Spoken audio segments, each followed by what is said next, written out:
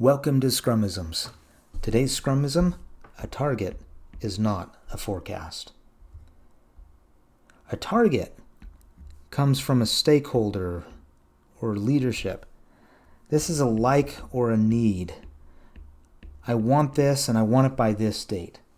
In contrast, an estimate comes from the team that will be doing the work. And this is about relative effort. Is this bigger than or smaller than other things that we've done before?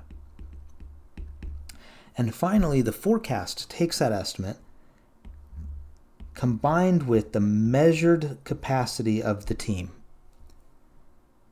to determine, given our demonstrated velocity, how long will it take us to deliver this level of work here. And so this is really just plain old data and math. It's very unemotional. Now we get problems though when we combine a target and a forecast, or rather we turn the target into the forecast. And what this often looks like is someone comes to the team and says, this project is due in 6 months. And we've just made the target into the forecast. And the team just tries to go off and deliver. The problem here though is that we didn't look at the data. The estimate wasn't made by those who are actually going to be doing the work. And finally, we have this assumption that our target and our forecast will simply match. And if they don't, our plan is just to work harder because we didn't talk about any alternatives. So what's a better way of doing this? Step 1, acknowledge the target.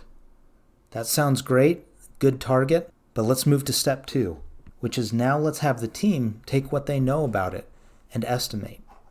Even if this is a short 1 or 2 hour session with the team, it's going to be a lot more accurate than just using the target as the forecast.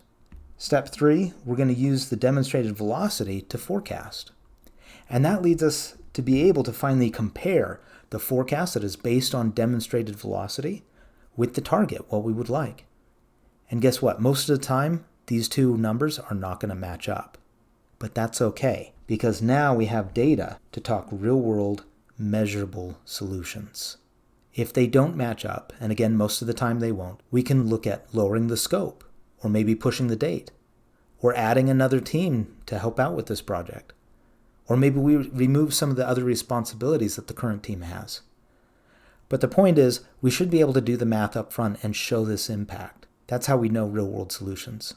And avoid the temptation to change the numbers when they're uncomfortable. Targets are important. We're here to serve our customers and to deliver them the best value that we can. But we better serve our customers when we remember that a target is not a forecast. And when we keep those two separate, we now have the ability to have the conversation about real-world solutions that are going to help us increase our reliability and deliver the best outcome for our customers.